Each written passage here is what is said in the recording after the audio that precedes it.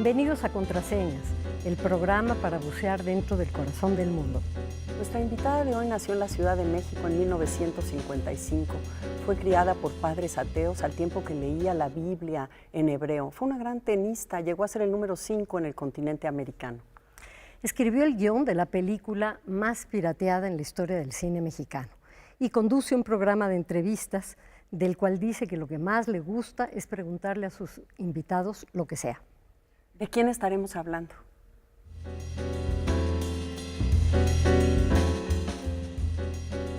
¿Ya adivinaron? Por supuesto, se trata de Sabina Berman. Sabina, bienvenida. Bienvenida, Sabina.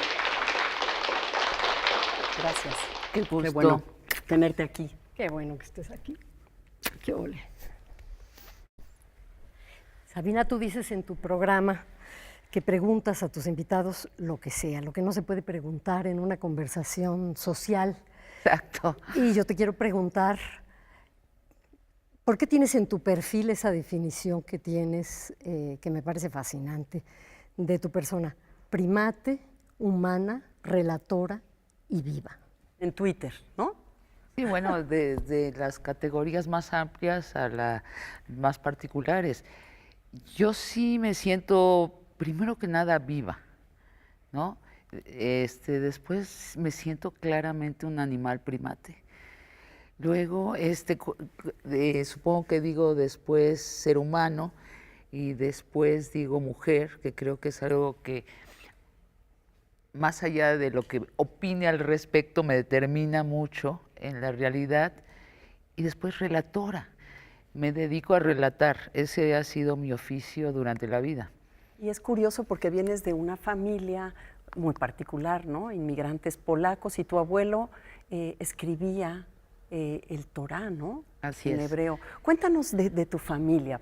Pienso que es una forma de venir también de un abuelo relator. Sí, ¿Quizás? mi abuelo, yo creo que de ahí viene la obsesión con el lenguaje, porque mi abuelo era un escriba de Biblias, que es distinto a escritor y es distinto a copista. En hebreo la distinción es muy clara, era un saper, que es casi un sinónimo de sabio. Lo que hacía mi abuelo cada mañana era bañarse ritualmente, preparar sus utensilios ritualmente, la tinta china, la tinta dorada, la pluma, y luego hubiera sido un pecado copiar la Biblia. Tenía que escribirla comprendiendo cada palabra, cada oración y cada letra. Porque como ustedes saben, supuestamente la Biblia es una numerología secreta que vas descifrando a lo largo de releerla. Y supuestamente mi abuelo era un hombre muy sabio. Bueno, mis padres, ustedes lo mencionaron al inicio, son esa generación de judíos que rompe con Dios. Y tiene que ver, el rompimiento con Dios tiene que ver con la ciencia. Se vuelven, su vida se va hacia la ciencia, pero por otro lado con la Segunda Guerra Mundial y esta masacre de 50 millones de seres humanos, entre ellos 6 millones de judíos. Les era muy difícil creer en el plan maestro de un Dios. Bueno, ¿no? Justo. Sí, así, justo. Entonces decían, si existe, pues mejor vamos a ignorarlo, ¿no? Sí. Porque si estos son sus relatos. Pero la obsesión, digo, que viene de allí. Mi hermano mayor fue matemático. Y tiene que ver con esto de la numerología de la Biblia. Y yo me dediqué a las letras. Entonces, como que entre él y yo, y lo platicábamos mucho, esto era parte de nuestra adolescencia, íbamos a descubrir el nuevo relato, el nuevo relato que codifica la realidad. Entre esa herencia y esos padres con una vocación científica, ¿no? Sí. Y con una vocación hacia el lenguaje complejo, en todos los sentidos que esto pueda tener, porque siendo tu padre ateo y tu madre psicoanalista, tú estudias la Biblia desde que vas al kinder, Bueno, es decir, tienes clases de teología. Eso es parte de la confusión de la generación de mis padres, o sea, ¿por qué me mandan a una escuela donde estudiamos diariamente la Biblia en el idioma original?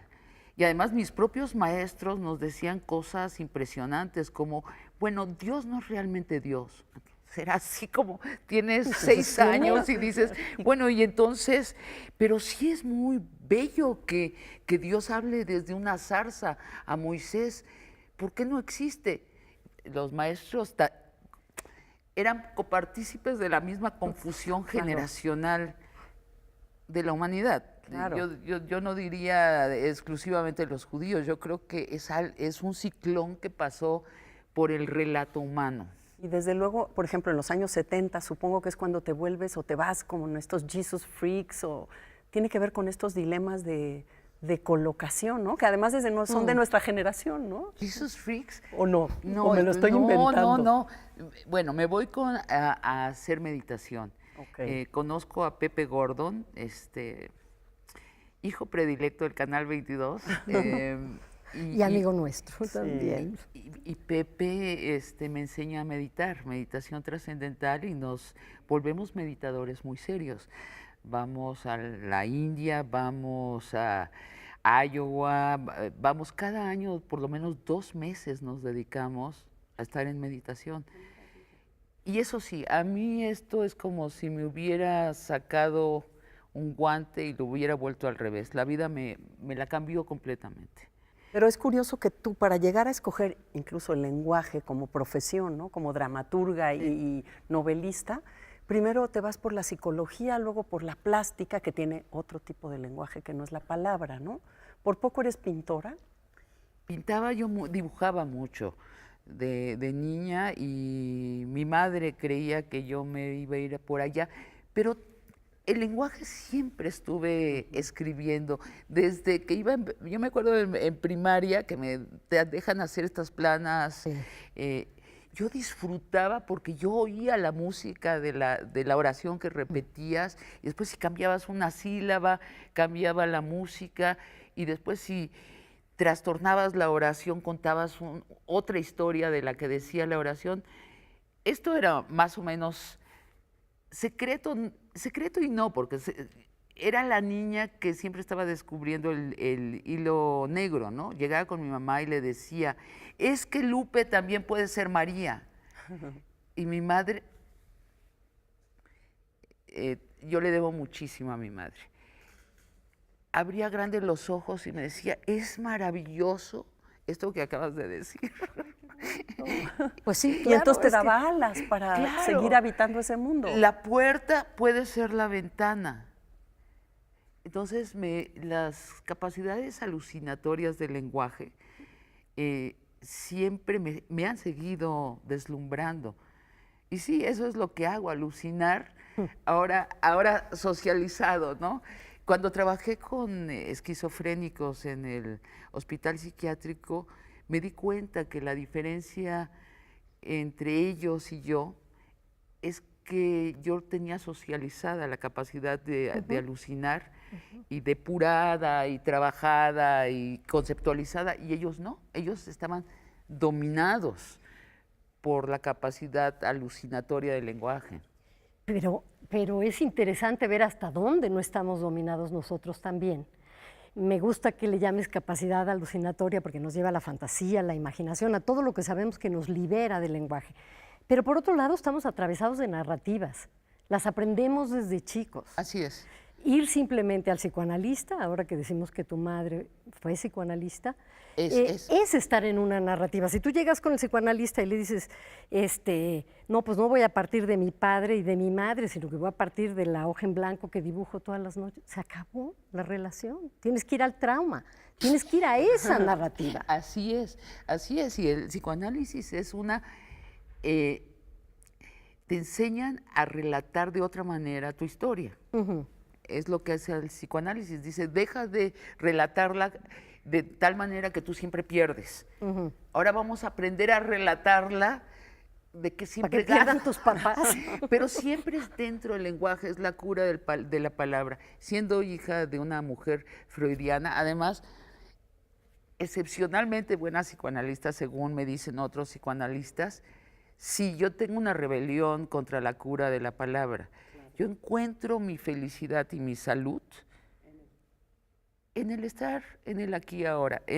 Me ha tardado mucho en conocer el switch para decidir estar en el lenguaje como estamos ahora, o decidir no estar en el lenguaje? Ay, me parece admirable que hayas eso. Me parece que debe dar una calma y un equilibrio muy particular. Y hablando, o sea, pensando en equilibrio, ¿cómo es que tu vida en algún tiempo fue el tenis? ¿O era el tenis y la palabra? Bueno, la palabra estaba siempre allí, Sí. como está con todos, ¿no? Aunque, repito, yo tenía unos juegos muy complicados con la palabra desde muy niña. No, bueno, el tenis, mi familia jugaba tenis. Mi padre jugaba tenis regularzón. Mi hermano, mi segundo hermano, Jorge, resultó que era un campeón de tenis. También fue campeón de fútbol. Es definición de la vida de mi hermano, campeón.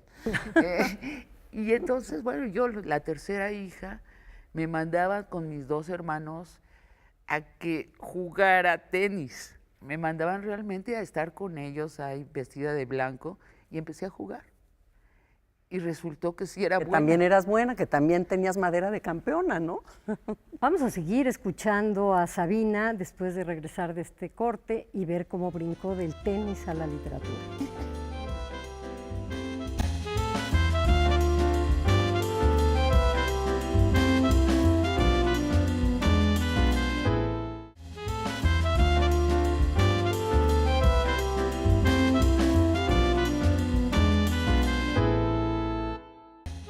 ¿Qué se proponen ustedes cuando escriben? Y facilísima. ¿Qué pregunta? Yo creo, en mi caso, que la escritura me descubra a mí eso que yo no sé.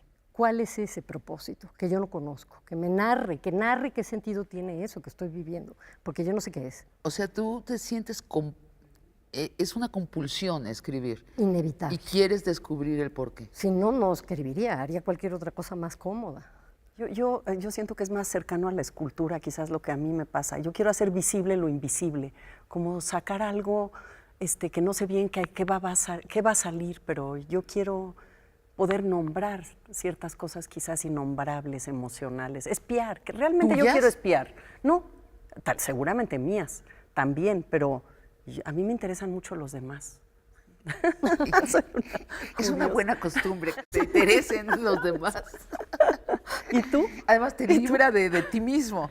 ¿Qué libra y no. intento yo? Sí.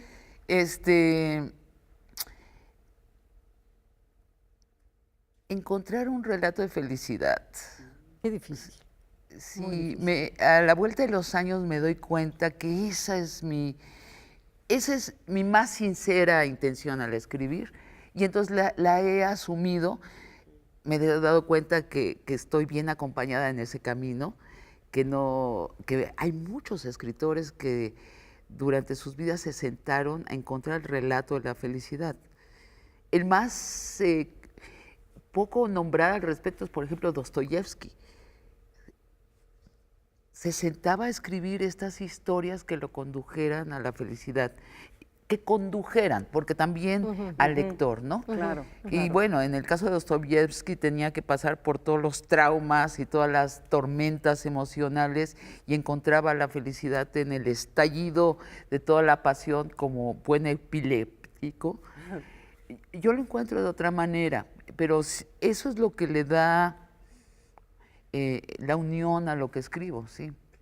Y es distinto encontrar el relato de la felicidad que encontrar un relato que además produzca felicidad. Creo que la poesía es mucho más cercana. Tú lees a Pellicer y ahí está lo luminoso, ahí está la felicidad. Tú lees a Neruda y también. Pero en los relatos, en las novelas, pues Tolstoy a ratitos, por comparar con Dostoyevsky, García Márquez solo a partir de grandes desgracias. Uno no sabe por qué es tan feliz al leer 100 años de soledad, si es terrible. Es muy porque difícil. es bello. Es bello. Porque es bello y porque tiene un continuo contacto con la naturaleza. Ahora, lo digo como alguien que está igualmente que con el lenguaje apasionada con la naturaleza, que es lo que tú llamas el silencio, o sea, cuando apagas ese ruido, ¿cómo estar no en silencio, o sea, escribiendo, y estar en la naturaleza. Deberíamos poder porque somos parte de la naturaleza. Y además yo creo que es un efecto que produce, pienso ahorita en tus novelas, en esta Karen, tu protagonista autista, Karen Nieto, ¿no? Que cuando bucea, cuando está con los atunes, o sea, pienso en ese silencio y esa elocuencia del silencio, porque yo creo que busca uno la elocuencia también, ¿no? Sí, sí. O el estallido de algo. Es el símil de bucear y estar en el aquí y ahora, incluso con el lenguaje prendido, pero sin perder el aquí y ahora, a mí me pareció muy exacto. Se me ocurrió cuando estaba buceando, me di cuenta qué alerta estaba yo, totalmente despierta. Y tienes que estar porque si llega algo desconocido, Claro. pues ya fuiste. Y además Ya no fuiste, puedes ¿no? ver todo, ¿no? Estás alerta, pero no tienes vista Exacto. así. Te sabes tremendamente desamparado y además sí te sientes bien pequeño en el mar. Y dije, aquí, yo tengo que escribir algo desde esta sensación. Retenerla y ahí me quedé sumergida un buen rato y me jalaban ahí la cuerda y yo decía, ahí voy, ahí voy. Nada más quería registrar muy bien qué estaba sintiendo en el cuerpo para cuando salir de allí, tomar anotaciones y empezar a dejar que mi propio cuerpo hiciera las imágenes que no perdían esa sensación y el resultado fue un autista. Sí, Que se prolonga también en la otra novela, y Darwin yo creo que es el ejemplo de estar en el aquí y ahora y en la naturaleza, ahora que lo estás nombrando, ¿no? Porque La observación de esto, nada más. nosotros de tontos, de vanidosos, hemos dicho que la naturaleza es lo simple. No, bueno, la naturaleza obviamente no es lo simple. Si nosotros somos una pequeña partícula de naturaleza, ¿cómo va a ser simple? Darwin es el autor, el pensador que empieza a descifrar las verdaderas leyes de la naturaleza, el verdadero relato de la naturaleza. Un relator, como volviendo a tu... Desde cero, sin Es Dios. un relator científico. Sí. Su método es la ciencia, Sí. pero es un relator. Darwin se pasaba más tiempo caminando en su círculo de pensar, que era un óvalo allí de grava, cómo expresar, qué figura darle lingüística a eso que él sabía que era cierto en la naturaleza. Se pasó más tiempo dando vueltas, buscando la figura lingüística que observando. En el silencio, entonces, ¿no? Pues sí, en el porque silencio. tenía que En el encontrar- silencio observaba y después en el óvalo decía, ¿y cómo lo cuento? Tenía que encontrar otro relato, el que no tenía que ver con el arca de Noé. No, Exacto. estos animales no caben en la puerta del arca de Noé. Exacto. Otro, ¿cómo lo cuentas? De modo que convenzas, porque también a un científico También. le importa convencer. Claro. Como un autor. Sí. Lo único es cómo capturas las historias, es lo distinto que tenemos los autores de ficción y los científicos. ¿Cómo lo cuentas? claro. El mismo Einstein, su gran éxito depende de su calidad narrativa. ¿Cómo lo expresas? En ficción hay personajes, ¿no? Y eso hace que Se nuble. haya otra relación con Sí. el fondo, ¿verdad? Sí. Sí, Y, sí, y sí. cómo la dramaturgia, o sea, en esto que estamos hablando del silencio, la prosa, que explicas con una enorme precisión, la dramaturgia que además te toca empezar o salir al aire en un tiempo donde, tú misma lo has dicho, los escritores de teatro mexicano no les interesaban a los directores Ni al público. ni al público. Y lo que quiere el dramaturgo es que esto se vaya a escena, ¿no? Sí. ¿Cómo tu parte de dramaturga y tu parte de prosista, qué diálogo establecen entre sí? Bueno, mi primer oficio fue de dramaturga. Como tantas cosas en la vida, tiene que ver el accidente, la oportunidad del accidente. Estaba yo cerca de gente de teatro, me encantaba el teatro y empecé a escribir teatro.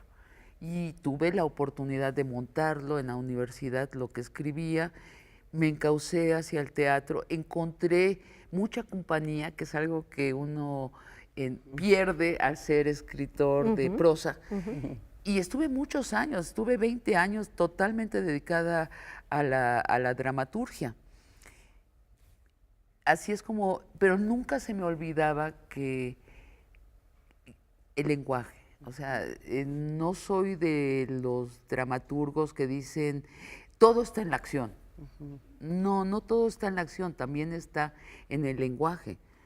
Está en los relatos, en esas narrativas que el público ya trae de por sí cuando entra a la obra de teatro antes de haber visto la primera escena, porque entre Villa y una mujer desnuda es el coro griego, que no sé cómo se te ocurrió esa gran metáfora de poner a Villa detrás de Adrián, ¿verdad? Acotando las escenas, y con eso haces la crítica más fina que yo he visto y más eficaz y más humorística al machismo mexicano, ¿no? Nos divertimos como enanos y enanas en esa obra. Sí, sí, es una obra que hace mofa del machismo, de una manera muy seria, o sea, muy fundada, pero sí, es una burla al machismo. Y es interesante lo que dices de cómo el escritor de novela es un escritor en solitario y tu actividad de teatro, tú sientes que hay una familia y hay una tristeza cuando se acaba esto, ¿no? Sí. Son familias sucesivas, ¿no? Esto, ¿no? El cliché que se usa en el oficio es creas familias instantáneas y se disuelven cuando acaba una obra y son familias intensísimas y se disuelven. Es la oportunidad de vivir con varias familias en la vida. También sí, te iba a decir, para mal y para bien, porque si salió disfuncional, también se va a acabar. Mira, la meditación lo que me dio es la capacidad de ver con dos ojos y elegir mi ojo optimista, el que ve el bien y olvida el mal. En el caso del teatro, sí. Julio Castillo se quejaba de que era una muerte cada 6 meses. Yo digo, es la oportunidad de tener varias familias. Pero ¿no te pasa con las novelas que también son tus personajes, Sí, una claro. familia que hasta da tristeza cuando ya la van a habitar los lectores, porque tú ya no va a ser asunto tuyo, ¿no? No le Así puedes es. meter mano, ¿no? Sí, también. Y escribes de una manera tan distinta cuando se trata de novela que cuando se trata de dramaturgia, porque en la dramaturgia esta idea del silencio o de lo que acota tan sutilmente está siempre presente. Yo me acuerdo en Feliz Nuevo Siglo, Doctor Freud, cómo me impresionó ver que Freud era un gran escritor Sí, y que nos otro. convenció, No, desde luego. pero no a todos, no a Sabina Bellman, porque en esa obra casi respetas el texto completito de Freud, salvo pequeños cambios en el punto de vista. Y eso bastaba para que todo el público soltara la carcajada y se diera cuenta, pues, de que tenía una agenda oculta. Que un relato sea magnífico, que te cautive, que te llene los sentidos completamente, no quiere decir que ni que es verdadero Eso, ni que es eso, positivo. eso. En el caso de Freud con las mujeres, tal cual. O sea, es ciencia ficción lo que dijo de las mujeres. Está plasmada su ignorancia, no solo su ignorancia, su misoginia, que era una misoginia De la bastante época, de ¿no? la época. Sí, pero es perfectamente, bueno, es insultantemente misógeno, es exquisitamente misógeno. La mujer es un castrado. ¿Sí? Sí, La mujer es un eunuco. Lo que quieren las mujeres es el otro pene. lado de la luna. Y así va y va. O sea, es un misógeno sí, fantástico, Sí. exquisito, es un misógino. claro, Pero claro. entonces no hay un relato que sea real, que sea verdadero. No, según lo no que hay. te- No existe. El relato es un ordenamiento de pedazos de la realidad. ¿Y qué pasa con una biografía como la de Gloria? La de Gloria Trevi, que es un ordenamiento también, ¿no? Sí, también. Es un ordenamiento. También, y con la misma Gloria tuvimos discusiones sobre qué relato convenía, sin ser mentira ninguno. Y por ejemplo, Gloria me decía, bueno, que no salga nada de la pederastia. ¿Por qué no? Es muy inteligente Gloria, ¿eh? Me decía, ¿por qué no? Que no se trate de eso. O sea, era totalmente posible hacerlo. Claro. Pero yo le decía, no, pero eso es no es lo que me jala a mí. Una vez que Gloria se peleó con los que estaban haciendo la película, incluso judicialmente, nos llamó a juicio, el director, el joven director, Christian Keller, ya le cayó mal Gloria. Entonces me dijo, vamos a contarla de otra manera, la historia. Y ahora ella es la mala, la cómplice, y vamos a hacer una historia de terror. Me lo propuso. Y le dije, sí, pero no es la historia que queremos contar, porque para mí la historia de Gloria es una metáfora de una historia más amplia, que es una chava jovencita que quiere conectarse con su mundo cantando, con la belleza ingenua, inocentísima del canto. Y todo el mundo le pone trabas alrededor, traumas, pruebas, y cómo las libra o no las libra. Para mí esa es la historia que me interesa contar. Claro. Así que aunque Gloria nos lleve a juicio, yo voy a seguir contando esa Claro. historia con hechos reales. Porque eso es lo que te gustaba, o sea, lo que te atraía de contar esa historia era Exacto. eso, cómo de la Exacto. inocencia la historia se va por otro lado, ¿no? ¿Cómo la inocencia es interrumpida en el mundo real? Sí, es lo que yo quería contar. Y Gran la tema. historia de la seducción a través de la supuesta inocencia. Y De nos nuevo. podríamos estar horas convolucionando contigo, Así Sabina, es. y nos darían ganas de que así fuera. Pues Pero vamos a continuar esta conversación. Sí, Desde luego. vamos a tener que irnos. Ha sido fascinante. Muchas gracias Muchas gracias por la a ustedes. conversación. Claves para leer a Sabina Berman, la mujer que buceó dentro del corazón del mundo con este gran personaje autista que tiene una relación con los atunes. También hay una idea de la conservación, del equilibrio en el mundo, de las fuerzas que se oponen a ella o de los intereses, diríamos. Y a mí me llama mucho la atención que el personaje continúa. Claro, en El Dios de Darwin, que además es un thriller, es un libro en cierta forma teológico, que se hace una serie de preguntas que tienen que ver con la filosofía, con lo que nos importa, y es también ese reto grandísimo de hablar sin palabras, por lo menos sin el lenguaje humano, el que nos determina. Gracias, Gracias, Sabina. y no dejen de ver la próxima.